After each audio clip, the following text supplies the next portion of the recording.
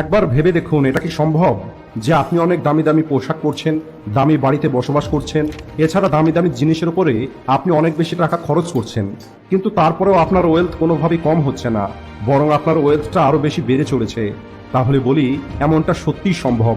আজ থেকে 5,000 বছর আগে ব্যাবিলন নামের একটি শহর ছিল, আর ওই শহরে আরকাত নামের একটি ধনী মানুষ ছিল। আরকাতের কাছে ধনী মানুষের মতো পোশাক, ভালো খাবার, দামি দামি জিনিসপত্র ছিল।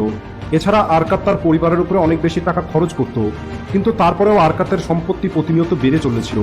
যতটা আরকাত খরচ করত, তার থেকে কয়েক গুণ বেশি আরকাতের সম্পদ গ্রো করত। আর এখন নিশ্চয়ই আপনার মনে এই প্রশ্নটা আসছে যে আরকাত এমনটি করত। তাহলে বলি, ঠিক এই প্রশ্নটাই আরকাতের বন্ধুরা আরকাতকে জিজ্ঞেস করে যে তুমি হলে বর্তমানে ব্যাবিলন শহরের সব থেকে ধনী মানুষ, তুমি নিজের পরিবারের উপরে অনেক বেশি টাকা খরচ করো, কিন্তু আমরা কেন এমনটা করতে পারি না? আমরা সবাই একসঙ্গে পড়াশোনা করেছি, ছোটতে আমরা একসঙ্গে খেলা করেছি, কিন্তু তখন তো তুমি আমাদের থেকে খুব বেশি ভালো ছিলে না, আর তুমি আমাদের থেকে বেশি পরিশ্রমও করনি। তাহলে কি কেবলমাত্র তোমার ভাগ্যের কারণে তুমি এত ধন সম্পদ পেয়ে গেছো? এরপরে আরকাত তার বন্ধুদেরকে বলে, ভাগ্য সবসময় ভালো করে না। যে মানুষ ভাগ্যের কারণে টাকা রোজগার করেছে, তার ভাগ্য তাকে ভবিষ্যতে গিয়ে ধ্বংস করে দিয়েছে। অর্থাৎ যাই কিছু ভালো ভাগ্যের কারণে আপনার কাছে আসবে, যেমন কিছু মানুষ কোটি কোটি টাকা লটারি পায়, একইভাবে খুব দ্রুত খারাপ ভাগ্যের কারণে সেটা তাদের কাছে থেকে চলেও যাবে। আর এর প্রমাণটা আপনি অনেক লটারি উইনারের লাইফ দেখলেই বুঝতে পারবেন। 70% লটারি উইনার মাত্র 10 বছরের মধ্যেই নিজের সমস্ত টাকা হারিয়ে ফেলেছে। অর্থাৎ এদের কোটি কোটি টাকা লটারি লাগার পরেও এরা 10 বছরের মধ্যেই ঠিক সেই জায়গায় চলে এসেছে যেখানে তারা আগে ছিল। এরপরে আরকাত তার বন্ধুদের নিজের গল্প শোনায় যে তার কোনো ভাগ্য পরিবর্তন হয়নি, বরং সে তার পরিশ্রমের দ্বারাই নিজের ওয়েলথ ক্রিয়েট করেছে। আর এর শুরুটা তখন হয়েছিল যখন কয়েক বছর আগে সে একটি মানি লন্ডারের সঙ্গে সাক্ষাৎ করে, যার নাম ছিল অ্যালগামিস্ট। সবার প্রথমে অ্যালগামিস্ট আরকাতকে টাকার সম্পর্কে খুবই গুরুত্বপূর্ণ একটি লেসন শেখায়। আর সেটা হলো, সেই প্রতিটা টাকা, যে টাকাটা তুমি সেভ করে একটি ভালো জায়গায় ইনভেস্ট করো, সেটা চিরদিনের জন্য তোমার গোলাম হয়ে যাবে। আর কম্পাউন্ডিং এর কারণে তার সঙ্গে সঙ্গে তার সন্তানরাও চিরদিন তোমার জন্যই কাজ করবে। কিন্তু সেই প্রতিটা টাকা যেটা তুমি ফালতু জায়গায় খরচ করো, সেই টাকাটা তোমার হাত থেকে চিরদিনের মতো চলে যাবে। আর এরপরে আরকাত বলে সে তার জীবনে মানি ম্যানেজমেন্টের উপরে 7টি নিয়ম শিখেছে, যে নিয়মগুলো সে তার জীবনে সবসময় ফলো করে। আর এটা শুনে আরকাতের বন্ধুগুলো বলে, তুমি কি আমাদেরও সেই রুলসগুলো শিখিয়ে দিতে পারবে? কারণ আমাদের কাছে কখনোই টাকা থাকে না। এরপরে আরকাত তার বন্ধুদের 7 দিনের 7টি রুল সম্পর্কে বলে। আর এগুলো হলো এমন রুলস যে রুলসগুলোকে হাজার বছর আগে থেকে ধনী মানুষগুলো ব্যবহার করে আসছে।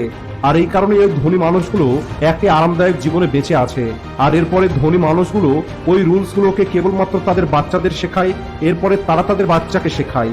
আর এভাবেই ধনী মানুষের সন্তানগুলো কেবলমাত্র ধনী হয়ে থাকতো, আর গরিব মানুষগুলো গরিবই থাকতো। তাই আজ আমি আপনাদের ওই 7টি ভ্যালুয়েবল লেসন সম্পর্কে বলবো, যা আপনার জীবন থেকে টাকার চিন্তাকে চিরদিনের মতো দূর করে দেবে। তো চলুন শুরু করা যাক। প্রথম দিন আরকাত বলে, আমি আমার ধনী হবার রাস্তাটা তখন খুঁজে বার করি যখন আমি এটা জানতে পারি যে আমার স্যালারির একটি অংশ আমার হতে পারে। এরপরে আরকাতের বন্ধুরা বলে, তোমার স্যালারির একটি অংশ কেন, তোমার সম্পূর্ণ স্যালারিটাই তো হলো তোমার। এরপরে আরকাত বলে, সম্পূর্ণ স্যালারিটা আমার কিভাবে হবে? তুমি কি যে তোমার কাপড় তৈরি করে তাকে তোমার স্যালারির অংশ দাও না? তুমি কি বাড়ির রেন্টের জন্য বাড়ির মালিককে তোমার স্যালারির অংশ দাও না? খাবার জন্য বাজার থেকে যে সমস্ত জিনিস কেনা হয়, সেই সব কিছু তো আমাদের এই স্যালারির একটি অংশ। এখন প্রশ্ন হলো, আগের মাসে তোমাদের স্যালারি থেকে তোমাদের কাছে তোমাদের জন্য কি বেঁচে আছে? আর বিগত 1 বছরে তোমরা যে স্যালারি পেয়েছো, সেখান থেকে তোমাদের জন্য কি বাঁচিয়েছো? আর যদি কোনো কিছু বেঁচে না থাকে, তাহলে তোমার স্যালারিটা তোমার নয়। আর যদি তুমি এমনটা করতে থাকো, তাহলে সারা জীবন তুমি ওই মানুষগুলোর গোলাম হয়ে থাকবে। আর এই কারণে তোমার ধনী হওয়ার রাস্তাটা তখনই শুরু হবে যখন তুমি 10টা কয়েন পাবে, আর সেখান থেকে খরচ করার জন্য তুমি কেবলমাত্র 9টা কয়েন বার করবে, যাতে সবসময় তোমার কাছে একটি কয়েন বেঁচে থাকে। তাহলে 1 বছরে তোমার কাছে 12টা কয়েন বেঁচে যাবে, যার ফলে তুমি তোমার পকেটের মধ্যে ওই 12টা কয়েনের ওজন অনুভব করতে পারবে। আর আমরা সবাই জানি, একটি ভর্তি পকেট খালি পকেটের থেকে অনেক বেশি ভালো লাগে। আর এরপরে ওই বন্ধুগুলো সেখান থেকে চলে যায়। দ্বিতীয় দিন যখন ওই বন্ধুগুলো আরকাতের সঙ্গে দেখা করে, তখন সেই বন্ধুগুলো আরকাতকে বলে তাদের যে রোজগার, সেটা তাদের প্রয়োজনীয় খরচের জন্য যথেষ্ট নয়। তাহলে ওই ইনকাম থেকে সেভিং কিভাবে করা যাবে? এরপরে দ্বিতীয় দিন আরকাত তার বন্ধুদেরকে একটি সহজ প্রশ্ন জিজ্ঞেস করে। আর ওই প্রশ্নটা হলো, তোমাদের মধ্যে কার কার মানি ব্যাগ খালি থাকে, অর্থাৎ মাসের শেষে কার ব্যাংক ব্যালেন্স 0 হয়ে যায়? তখন তারা প্রত্যেকেই নিজের হাত উপরে করে। এরপরে আরকাত তাদেরকে জিজ্ঞেস করে, তোমাদের স্যালারি তো সবার আলাদা আলাদা, কারোর অনেক বেশি তো কারোর অনেক কম, তাহলে এমনটা কিভাবে সম্ভব যে তোমাদের প্রত্যেকের ইনকাম প্রতিটা মাসে শেষ হয়ে যায়। আর এই কথাটা শোনার পরে ওই বন্ধুগুলো অনেক বেশি চিন্তায় পড়ে যায়। আর এরপরে তারা বুঝতে পারে যে যখন কোনো একটি মানুষের স্যালারি বেড়ে যায় তখন তার খরচটাও অটোমেটিক বেড়ে যায়। এরপরে আরকাত বলে, বেশিরভাগ মানুষ যে জিনিসকে নিজের প্রয়োজন মনে করে আসলে সেই সবকিছু হলো তাদের ইচ্ছে। আর এই মানুষগুলো এই দুটো জিনিসকেই পার্থক্য করতে পারে না। আর এখন যদি তুমি এটা মেনে নাও যে তোমার স্যালারিটার 10টা গোল্ড কয়েনের পরিবর্তে 9টা গোল্ড কয়েন হয়ে গেছে, আর একটা গোল্ড কয়েনকে যদি তুমি লুকিয়ে রাখো তাহলেও তোমার মানি ব্যাগটা মাসের শেষে খালি হয়ে যাবে, যেটা এতদিন ধরে হয়ে এসেছে। কিন্তু তখন তোমার কাছে একটি কয়েন অতিরিক্ত থাকবে, আর সেই একটা কয়েনকেই তোমাদের সেভ করতে হবে। আর এরপরে তোমাদের চেষ্টা করতে হবে যে কতটা বেশি তোমরা সেভ করতে পারো। এরপরে দ্বিতীয় দিন ওই বন্ধুগুলো চলে যায়। আর তৃতীয় দিন যখন তারা পুনরায় দেখা করে তখন আরকাত তাদেরকে তৃতীয় রুল সম্পর্কে বোঝায়, আর সেটা হলো মেক দে গোল্ড মাল্টিপ্লাই। অর্থাৎ যখন আপনার সেভিংসের অভ্যেস হয়ে যাবে আর আপনি আপনার ফালতু খরচগুলোকে নিয়ন্ত্রণ করা শিখে যাবেন, এরপরে আপনাকে আপনার সেভিংসটাকে মাল্টিপ্লাই করা শিখতে হবে। আর এখানেই বেশিরভাগ মানুষ ফেল হয়ে যায়, কারণ সেভিংস আপনাকে গরিবি থেকে বাঁচিয়ে রাখতে পারে, কিন্তু ইনভেস্টিং এর মাধ্যমে আপনি ধনী হতে পারবেন। যেমন আরকাত যখন প্রথমবার কিছু সেভিং করে তখন আরকাত সেই টাকা একটি ঢাল তৈরি করা মানুষকে দিয়ে দেয়, আর ওই ঢাল তৈরি করা মানুষটি প্রতি 4 মাস পর পর আরকাতকে ওই টাকার জন্য অল্প কিছু টাকা দিত, আর আরকাত পুনরায় সেই টাকাকে অন্য কোথাও ইনভেস্ট করে দিত। আর সেখান থেকে আরকাত যখন টাকা পেত সেই টাকাটা সে অন্য জায়গায় ইনভেস্ট করে দিত। আর এই প্রসেসটা এভাবেই চলতো। আর আরকাত যখন নিজের ফাইন্যান্সিয়াল ফ্রিডমের জার্নিটা শুরু করে তখন আরকাত তার লক্ষ্যটা অনেক দূরে দেখতে পাচ্ছিল, কিন্তু যখন আরকাত কিছুটা দূর যাওয়া শুরু করে তখন আরকাত বুঝতে পারে এটা দূর থেকে দেখতে হয়তো কঠিন মনে হচ্ছে, কিন্তু যখন একবার জার্নিটা শুরু করে দেওয়া হয় আর যতটা সময়ে লক্ষ্যে পৌঁছানোর আশা করা হয় তার থেকে অনেক কম সময়ে লক্ষ্যে পৌঁছানো যায়। কারণ এখানে কম্পাউন্ডিং এর পাওয়ার তোমাকে সাহায্য করবে। আর যখন তুমি তোমার ওয়েলথকে গ্রো হতে দেখতে পাবে তখন তুমি সেটাকে এনজয়ও করতে পারবে। যদিও ওই সময় ইনভেস্ট করাটা অনেক কঠিন ছিল, কারণ সেই সময় ব্যাংক, স্টক মার্কেট অথবা কোনো ফাইন্যান্সিয়াল কোম্পানি ছিল না, কিন্তু আজকের তারিখে আমাদের জন্য ইনভেস্ট করাটা অনেক সহজ হয়ে গেছে। আজ আপনি ঘরে বসে মোবাইলের মাধ্যমে ইনভেস্ট করতে পারবেন। চতুর্থ দিন যখন আরকাত তার বন্ধুদের সঙ্গে দেখা করে তখন তাদেরকে খুবই গুরুত্বপূর্ণ একটি বিষয় সম্পর্কে বলে, আর সেটা হলো ব্যাড লাক যে কোনো সময় যে কোনো মানুষের জীবনে আসতে পারে।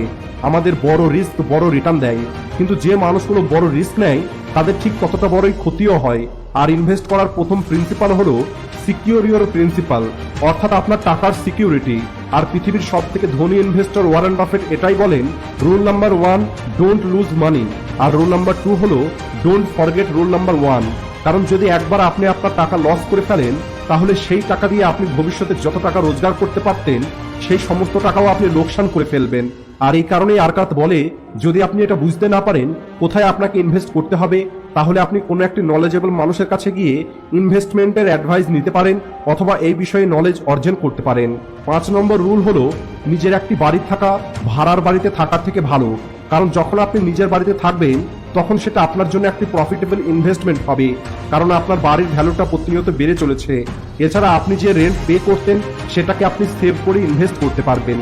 6 নম্বর দিনে আরকাত তার বন্ধুদেরকে বলে, প্রতিটা মানুষই ছোট থেকে যুবক এবং যুবক থেকে বৃদ্ধ হয়, আর এটা আমরা প্রত্যেকেই জানি।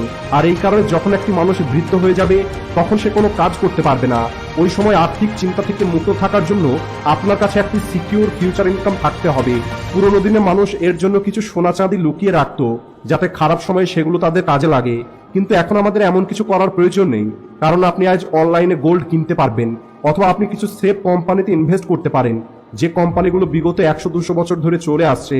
এছাড়া আপনি আপনার ইনভেস্টমেন্ট থেকে রেগুলার ইনকামও পাবেন ডিভিডেন্ডের মাধ্যমে। তাই আপনি একটি ভালো কোম্পানিতে প্রতি মাসে ইনভেস্ট করতে পারেন, যা লং টাইমে ভালো গ্রো হবে এবং এটা আপনার ফ্যামিলির ফিউচার ও আপনার ওল্ড এজ এই দুটোকেই সিকিউর তৈরি করবে। এরপরে 7 নম্বর দিনে আরকাত বলে, আজ আমি তোমাদের সব থেকে ইম্পর্টেন্ট একটি লেসন শেখাবো। আর এর জন্য আরকাত তার বন্ধুদের একটি রিয়েল লাইফ স্টোরি শোনায়, যে একবার একটি যুবক ছেলে টাকা ধার নেবার জন্য আরকাতের কাছে আসে। আরকাত ওই ছেলেটিকে জিজ্ঞেস করে, তুমি টাকা কেন ধার নিতে চাও? তখন ওই ছেলেটি বলে, আমার স্যালারি হলো অনেক কম, আর আমার স্যালারি দিয়ে আমি আমার পরিবারের বেসিক খরচ পূর্ণ করতে পারি না। এরপরে আরকাত ওই ছেলেটিকে টাকা ধার দিতে মানা করে দেয় আর বলে, তোমার কাছে না কোনো ভালো ইনকাম আছে আর না তোমার কাছে কোনো সেভিংস আছে, তাই যদি আমি এখন তোমাকে টাকা ধার দিই তাহলে তুমি সেই ধারটা পরিশোধ করতে পারবে না। আর আমি কেন এমন কোনো কাজ করব যে কাজে আমার লস হবে? তাই তুমি টাকা ধার না করে তোমার ইনকামকে বাড়িয়ে তোলার দিকে ফোকাস করো। এরপরে ওই ছেলেটি বলে, বিগত 2 মাসে আমি আমার মালিককে 6 বার রিকোয়েস্ট করেছি যে আমার স্যালারি বাড়িয়ে দেওয়া হোক, কিন্তু আমার মালিক আমার স্যালারি বাড়াচ্ছে না। এরপরে আরকাদ ছেলেটিকে বলে, তোমার কাছে ধনী হবার জন্য প্রথম জিনিসটা তো আছে, কিন্তু দ্বিতীয় জিনিসটা নেই। আর প্রথম জিনিসটা হলো তোমার মধ্যে একটি স্ট্রং ডিজায়ার আছে অনেক বেশি টাকা রোজগার করার, কিন্তু দ্বিতীয়ত তোমার কাছে ততটা স্কিল নেই যে এই স্কিলের কারণে তোমাকে কেউ অতিরিক্ত টাকা পে করবে। এরপরে আরকাদ তার বন্ধুদেরকে বলে, অনেক মানুষের কাছে এই অতিরিক্ত টাকা রোজগার করার ডিজায়ার তো আছে, কিন্তু তারা কখনোই তাদের স্কিলের উপরে ফোকাস করে না। আর তারা এটা দেখে না তারা অতিরিক্ত স্যালারির পরিবর্তে তাদের বসকে অতিরিক্ত কি দিতে পারবে।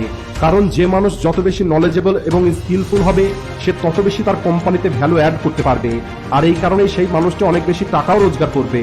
তাই আপনি এখন যে কাজই করছেন সেই কাজটাকে প্যাশনের সঙ্গে করুন, আর সবসময় নতুন স্কিল শিখতে থাকুন, যাতে আলটিমেটলি আপনার ভ্যালুটা বাড়ে। আর এরপরে আপনাকে বেশি স্যালারি চাওয়ার কোনো প্রয়োজন নেই, আপনার বস খুশি হয়ে আপনাকে অতিরিক্ত স্যালারি দেবে। আর আজ থেকে 300 বছর আগে একটি মানুষ খুবই পাওয়ারফুল একটি কথা বলেছিল, the best investment you can make is in yourself. অর্থাৎ যদি আপনার স্যালারিটা এখন অনেক কম হয় তাহলে সবার আগে আপনাকে নিজের উপরে ইনভেস্ট করতে হবে। তাই অতিরিক্ত ডিমান্ড করার আগে আপনাকে এর উপরে ফোকাস করতে হবে যে আপনি অতিরিক্ত কি দিতে পারবেন। কারণ আজকের তারিখে 90% মানুষ সেলফ মেড মিলেনিয়র, যারা নিজের পরিশ্রমের মাধ্যমে নিজের ওয়েলথ ক্রিয়েট করেছে। আর এই সমস্ত মানুষগুলো ভ্যালু প্রোভাইড করেই ধনী হয়েছে, এরা কেবলমাত্র ডিমান্ড করে ধনী হয়নি। তাই আপনিও ইনভেস্ট মাইন্ডসেট রাখুন, ডিমান্ড মাইন্ডসেট, ভিকটিম মাইন্ডসেট অথবা পুয়ার মাইন্ডসেট রাখবেন না। আজকের ভিডিওটি এই পর্যন্তই। ভিডিও ভালো লাগলে ভিডিওটিকে লাইক ও শেয়ার করতে ভুলবেন না। Thanks for watching.